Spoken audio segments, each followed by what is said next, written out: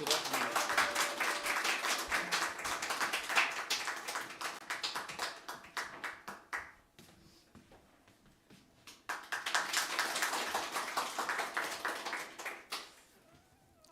같이 기도하시겠습니다. 고마우신 하나님 아버지 감사합니다. 오늘 참으로 좋은 날씨 주시고 또 원근 각처에서 사랑하는 성도들의 발걸음을 주님의 몸된 교회로 인도해 주시고 마음과 뜻과 정성과 성품을 다하여 예배 드리게 하시니 진심으로 감사합니다. 하나님 이 시간 할문을 여시고 예배하신 신령한 은혜와 은총과 복을 가득 부어 주시옵소서. 특별히 추수감사절 예배로 드립니다. 우리 마음속에 감사의 샘 솟게 하시고 또 우리 마음의 감사와 기쁨이 꽃처럼 활짝 피어나게 하여 주시옵소서. 부족한 종이 주님의 말씀을 증거하고자 합니다. 성령께서 우리 가운데 임하여 주셔서 교통케 하시고 할례 받은 믿음의 귀로 듣고 아멘 하므로 그 말씀의 씨앗이 마음의 옥토에 떨어져서 30배, 60배, 100배의 결실을 맺게 도와 주시옵소서. 예수님의 이름으로 기도하옵나이다. 아멘. 여러분 반갑습니다. 잘 지내셨어요? 김철 목사님이 좋은 말씀으로 매주 이렇게 영의 양식을 먹여주시는데 오늘은 그냥 한번 외식한다 하고 제 말씀 들으면 되겠습니다. 그러나 외식은 외식이고 실생활에서는 집밥이 최고더라고요. 아무리 맛있는 식당이 있어도 그래도 집에서 먹는 밥이 하루 삼시세끼 밥이 좋아야 뱃속이 든든하고 사람이 밥심으로 산다고 힘이 있어요. 그래서 늘 담임 목사님 말씀에 큰 은혜 받으실 줄 믿습니다. 오늘 또 특별히 박혜영 집사님 임직되신 것을 진심으로 축하합니다. 다시 한번 우리 박수로 축복하고 축하해 주시기 바랍니다. 구약 시대에는 여러분 잘 아시는 대로 봄철에는 감사절을 우리가 맥추절이다 보리 맥자, 그래서 한 5월경에 맥추절을 드리고 가을에는 이제 가을 추수를 기념해서 추수 감사절 예배를 드리는데 교회에 따라서는 10월 달에 드리기도 하고 또 11월 달에 드리기도 하는데 많은 교회들이 11월 셋째 주일에 많이 드립니다. 그것은 여러분 잘 아시는 대로 영국에서 1620년에 청교도들이 메이플라워를 배를 타고 미국 보스턴 이제 플리머스라는 곳에 도착을 했습니다. 그런데 너무 날씨가 춥고 첫 해라 굶주리고 또 춥고 해서 거의 반 가깝게가 사망하게 됐고 그 첫 해에는 소득이 없었어요. 추수를 못했습니다. 그리고 나서 그 1년 동안 열심히 농사를 짓고 밭을 갈고 해서 1621년도에 첫 추수감사절 예배를 드리게 됐습니다. 그때 인디언들이 많이 도와줘서 협력해서 3일 동안 추수감사절 축제를 드린 것이 기원이 돼서 11월 셋째 주일에 주로 추수감사절 예배를 드리는데 구한말의 선교사들이 미국에서 많이 들어왔기 때문에 그 전통을 따라서 그렇게 드립니다. 그리고 한 200년 후에 1863년경에 링컨 대통령이 남북 미국 전쟁 와중에 국가 회개와 감사의 날을 선포했고 그것이 정식으로 국가 기념일로 미국에서는 지정이 되어서 굉장히 추수감사절을 소중하게 여기고 있습니다. 우리가 마음속에 감사하면서 살아간다는 것은 굉장히 중요합니다. 감사절에 무슨 말씀을 가지고 말씀을 증거할까 하다가 여러분 너무나 잘 아시는 항상 기뻐하라, 쉬지 말고 기도하라, 범사에 감사하라. 이는 예수 그리스도 안에서 너희를 향하신 하나님의 뜻이니라 하는 이 말씀, 너무나 유명한 말씀입니다. 세 가지, 항상 기뻐하라, 또 기도하라, 감사하라. 이 세 가지는 우리가 살아가는 인생에서도 그렇고 신앙생활에서도 그렇고 항상 지켜야 될 황금 법칙, 황금률이다, 골든 룰이라고도 말할 수 있습니다. 이 세 가지를 잘 지키는 사람은 신앙생활에 성공할 수 있고 인생에 성공할 수 있고 인생이 행복하게 될 줄로 믿습니다. 이 전하는 교회에 오면 힘을 받아요. 아멘을 잘하시니까 아멘이라는 말은 정말로 그렇습니다. 그렇게 되기를 바랍니다. 믿습니다. 그런 뜻이에요. 영어로 indeed.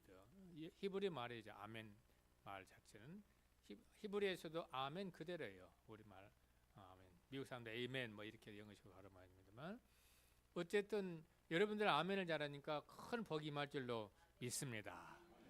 기뻐하라 그랬습니다. 우리가 기뻐하면서 살아가야 되겠습니다.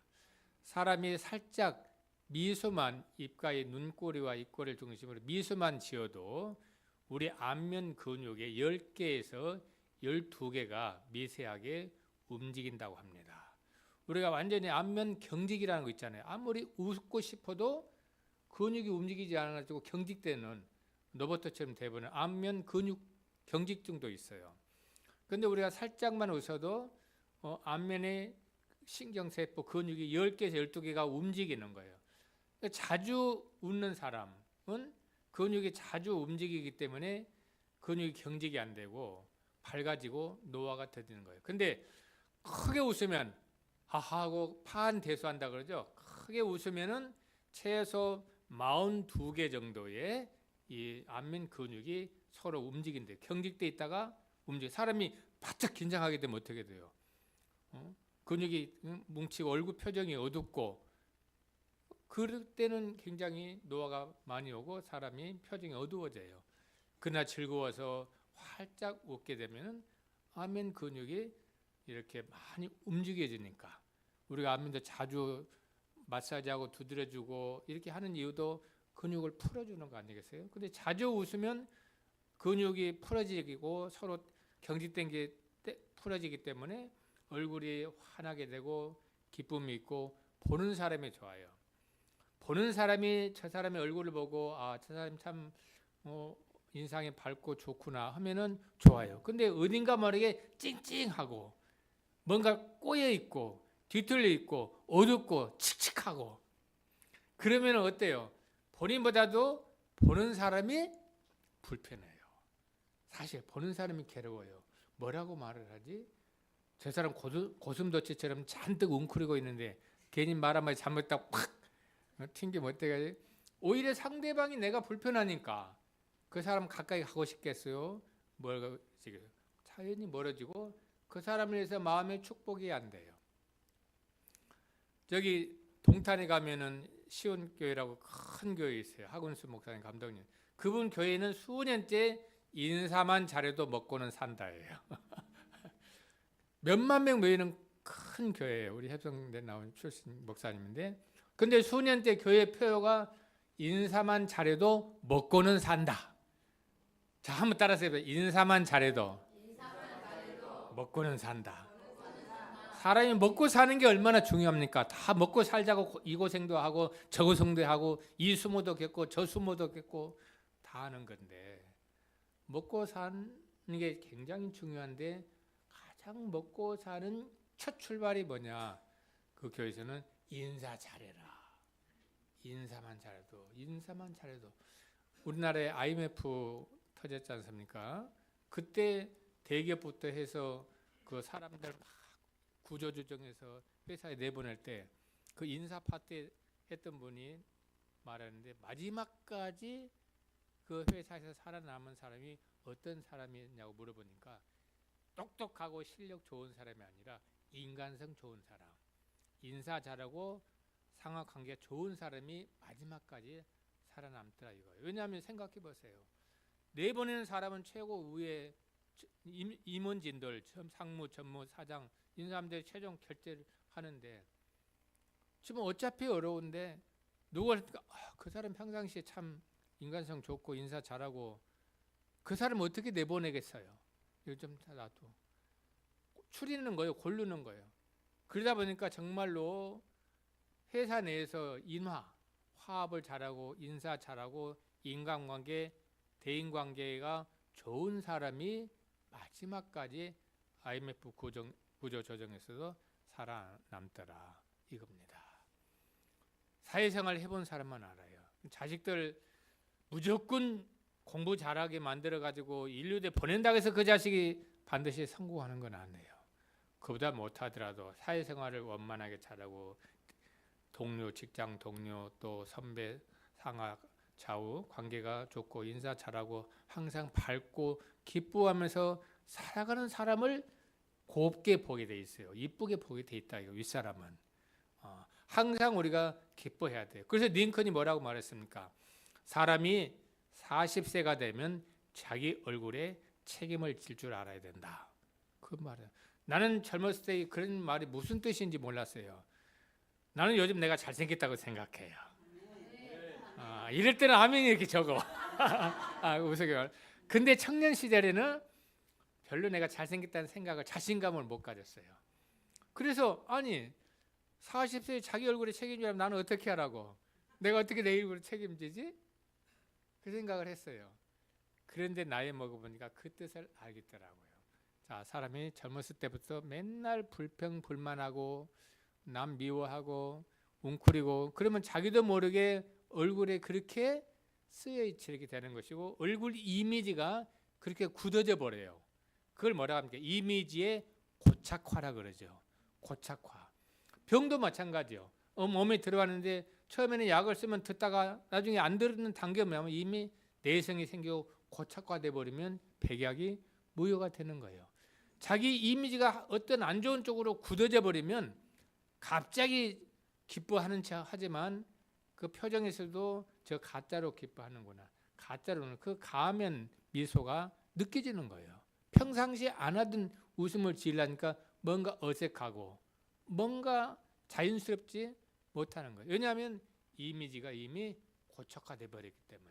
그러니까 사람이 40세쯤 되다 보면 물론 요즘은 고령화 사회니까 50대, 60대까지도 이미지 변신이 가능하지만 링컨 대통령 당시는 1800년 19세기니까 평균 수명이 뭐 4, 50세밖에 안 될 시대니까 40세쯤 되면 자기 얼굴이 책임질 줄 안다. 즉 지금 내가 이 얼굴을 가지고 이미지 잘생겼느냐 못생겼느냐가 아니라 느낌, 이미지는 하루아침에 형성된 것이 아니라 오랜 세월 동안 살아오면서 어떻게 생각하고 표정을 짓고 살아왔느냐가 고착화되어 있기 때문에 그건 네 몫이다. 네 책임이다. 그래서 사람이 40대에는 자기 얼굴에 책임을 질 줄 안다. 그런 뜻이에요. 그렇게 이해하게 됐어요. 자, 우리가 항상 기뻐하는 생활을 한다는 거 굉장히 중요한 겁니다. 옛날에 우리나라의 방송 코미디 웃으면 복이 와요 하는 그 코미디 프로도 있었어요. 웃으면 복이 와요. 한자말이 있잖아요. 소문 만복내다. 웃을 소자 문 소문 웃는 집안의 문 앞에는 만가지 복이 올래자 온다. 소문 만복내. 따라서 해볼까요? 소문 만복내. 웃는 집안에는 만가지 복이 들어오는 거예요. 반대로 말하면 웃지 않고 불평불만하면 있는 복도 달아난다. 그나마 한두 개 지고 있는 복마저도 달아나는 거예요. 그래서 성경에도 부지런한 자에게는 더 주고 게으른 자에게는 있는 것마저도 빼앗으리라 하는 말 있지 않습니까? 항상 우리가 기뻐하는 신앙생활 하면은 더 주고 줬는데도 불평하면은 준 것마저 앗아간다. 자, 우리 항상 기뻐하는 생활해야 돼요. 목사님 만나도 목사님 방긋 웃으세요. 집사님 만나서 서로 방긋 웃으세요. 방글방글방글 웃어주세요. 화내지 말고. 그때 웃으면 복이 와요의 그 시그널 뮤직이 그거였어요. 옛날 80년대인가 우리나라의 배삼룡 막 유명한 코미디인데 방글방글방글 웃어주세요. 화내지 말고. 그렇게 하면 이제 코미디가 막 이거 제스처를 하면서 무대에 올라와가지고 개그도 하고 웃겠는데 웃는 표정 항상 기뻐하라. 기뻐하시기 바랍니다. 그 다음에 쉬지 말고 기도하라. 기도해야 돼요. 제가 자주 가는 기도원이 있어요. 평택 가면은 광흥 기도원이라고. 거기 가면 크게 돌에 새겨져 있어요. 기도는 만사를 변화시킨다. 기도는 만사를 변화시킨다. 믿으시면 크게. 우리가 뭔가 변화되고 부족한 것이 채워지고 아픈 것이 나아지고 뒤틀린 것이 펴지고 뭔가 변화돼야 되겠죠. 좋은 쪽으로 변화가 되려면 기도 없이는 안 돼요. 아무리 좋은 차를 누가 벤츠를 선물해 주면 뭡니까? 거기 연료통에 기름이 한 방울도 없으면 벤츠 한 1mm도 움직이지 못해요. 기도는 기름과 같은 거예요. 우리가 차 타고 가다가 적절한 때에 주유를 해야 되지 않습니까? 그래야 좋은 차가 잘 갈라져요. 그것처럼 기도는 주유와 같은 거예요. 기름 부음이에요. 영적인 기름 부음이에요. 영적으로 이 기름통, 연료통에 연료가 꽉 차 있으면 든든하지요. 가다가 사고 나도 막혀도. 근데 벌써 빨간불이 들어올라 그래. 그 눈곱 하나밖에 안 남았어. 근데 차는 막혀. 불안하기 시작하지요. 외곽으로 벗어났기 때문에 어디에 주유소가 있는지도 모르고 그러다가 앵꼬되면 이제 딱 서버리면 끝나는 거예요. 여행이고 뭐고 아무리 준비 잘해서 트렁크에 바래바래 싸가지고 맛있게 캠핑하면서 먹으려고 준비했던 것도 다 헛것돼 버리는 거예요. 그것처럼 기도의 연료는 기도는 우리 인생의 연료통에 기름을 주유를 하는 것과 똑같은 거예요. 기름을. 그래서 열처녀 비유에 그거 찾습니까? 5처녀는 등잔에 기름을 잔뜩 넣어가지고 딱 친구 결혼식에 갔어요. 신랑이 저녁에 쉽게 말하면 8시쯤 오리라고 해서 기다리고 있어요. 근데 무슨 일인지 신랑이 드디어 오는 거예요. 그래서 열처녀 5처녀는 기름을 넉넉하게 가져오기 때문에 걱정했는데 5처녀는 8시까지 오니까 이만큼이면 되겠지 하고 기름을 조금 등잔에 가지고 갔는데 신랑이 안 오는 거예요. 그게 초조한 거예요. 기름이 다 떨어져서 그때서 기름 구하러 갔는데 떠나고 나니까 신랑이 딱 와서 문 닫고 결혼 잔치 축하회를 벌이는 거예요. 그 열처녀 비유가 그런 거지 않습니까? 기름을 준비해라 미리. 그 기름이라는 건 뭐냐면 바로 기도의 기름이에요. 기도를 통해서 우리는 인생의 기름을 우리 인생의 연료통에 가득 주유하고 주입해서 있어야 돼요. 그렇지 않고는 안 돼요. 뭔가 부족하고 힘들고 어려울 때일수록 기도를 더 해야겠죠. 그렇지 않습니까? 내 차의 연료통에 연료가 부족하니까 더 빨리 채워넣을 생각을 해야지. 그것도 모르고 룰루랄라 괜찮아 하다가 딱 차가 서면은 나머지 준비한 것도 다 꽝이 되고 허사가 된다예요. 그래서 항상 기도하되 쉬지 말고 기도해야 돼요. 기도는 하나님과의 영적 교제고 영적 호흡이에요. 따라서 기도는 하나님과의 영적 교제고 영적 호흡이다. 우리가 숨 안 쉬면 죽지 않습니까? 내 힘으로 숨을 못 쉬면 어떻게 돼요? 응급실에 가지고 산소 마스크 쓰고 인공호흡을 할 수밖에 없는 거예요. 그런 상태가 되기 전에 내 몸으로 내 코로 숨 쉴 수 있을 때 열심히 숨 쉬어야 되는 것처럼 기도할 수 있을 때 열심히 기도해야 돼요. 기도할 수 없을 때도 오는 거예요. 기도할 수 없을 때라는 것은 뭐냐면 내가 영적으로 완전히 이제 사망 선고 받아서 응급실에 실려가서 산소 마스크 쓰면은 내 힘으로 호흡하는 게 아니에요. 가스통에서 산소통에서 들어오는 걸. 내 폐를 가지고 숨 쉴 수 있을 때 열심히 기도를 해야 되는 거예요. 기도는 영적 호흡이에요. 그리고 하나님과 영적 교제예요. 아무도 없어도 누구도 내 주변에서도 대화의 상대가 있잖아요. 대화의 상대. 주님이 있어요. 그래서 그 주님과 대화를 해야 돼요. 어떤 사람들은 제가 총장이 되니까 저절로 된 걸로 생각하는 사람들이 있어요. 그렇죠. 나도 내 나름대로의 노력 많이 했어요. 사람 만나서 밥 사주고 찔러주고 그런 것이 아니라 여기 안에 사모도 왔습니다만은 대한민국 전 세계에서 총장 되면서 누구 만나서 쓴 커피 한 잔 안 마시고 총장 된 사람은 당신밖에 없을 거야. 난 그렇게 그건 내 체제에도 남아까 안 했어요. 그 대신 나는 내 나름대로 내가 자주 하는 기도원에서 눈이 이렇게 쌓인데도 지팡이 들고 다니면서 숲속에 산에 들고 봄철이면 산 벚꽃이 하얗게 눈처럼 떨어진 데를 지금도 추억이 아련해요. 혼자 산새처럼 찬송 부르고 통성으로 기도하고 또 조용히 묵상하고 그런 시간이 내게는 있었어요. 그리고 지금도 자주 그럴 시간을 가지려고 노력하고 있어요. 기도는 주님과의 만남, 영적 대화고 영적 호흡이기 때문에 그게 우리를 살리는 거다. 그래서 쉬지 말고 기도하라. 우리가 1분만 기도 숨 안 쉬어도 죽는 거예요. 뇌에 산소 공급 안 되니까. 심정지 상태 오면 그 골든 타임이라는 그거 아닙니까? 이 심장이 멈춰버리면 모든 산소 공급이 안 되니까 뇌가 마비되면 죽는 거냐. 그래서 우리는 항상 쉬지 말고 기도해라. 그 다음에 마지막으로 모든 일에 감사해라. 범사에 감사하자. 감사하다. 모든 일에 또 개혁성경에 범사 모든 일에. 근데 영어 성경에 in all circumstances. circumstance는 상황이란 뜻이에요. 어떤 상황에서도 in all circumstances. 모든 상황에서도 하나님께 감사해라. 자, 여러분 환한 대낮에 촛불을 켜면 촛불이 밝아지겠어요? 빛이 느껴지지 않지요?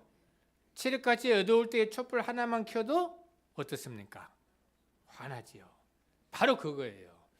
어떤 사람들은 하나님이 축복해 주시고 일이 잘 되면 그때 활짝 웃고 감사해야지.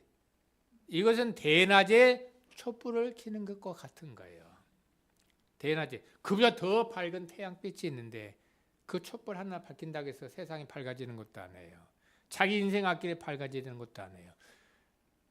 일이 잘 되고 모든 것이 편안할 때 감사하는 것은 조금 원초적으로 보면 바보도 하는 짓이에요.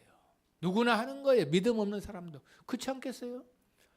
믿음이 좋은 사람, 진정한 하나님의 자녀는 어둠 속의 기도의 불, 감사의 촛불을 밝힐 줄 아는 거예요. 어두울수록 조그마한 촛불 하나가 환히 주변을 밝혀지듯이 내가 정말 어렵구나. 내가 처한 환경과 상황과 여건, 모든 조건, all circumstances, 모든 상황, 여건이 어둠과 같다. 정말 한 치 앞도 안 보이네. 이거 막막하네. 그때 그래도 주님 감사합니다. 제가 살아있으니까 이렇게 기도할 수 있네요. 그리고 그때 감사할 때 기도를 드린다면 그 사람은 어둠 속에 기도의 감사의 촛불을 밝히는 사람이기 때문에 그 빛이 환해지게 되는 거예요. 좋을 때 감사하는 건 누구나 하는 것이고 태양 아래서 촛불을 켜는 것과 같아요. 그건 어려울 때 하나님께 드리는 마음의 진정한 기도와 감사는 그 어둠을 밀어내고 어둠을 물리치는 빛의 힘이 있는 거예요. 너희는 세상의 빛이라. 그렇지 않습니까? 너희는 세상과 소금이 되라.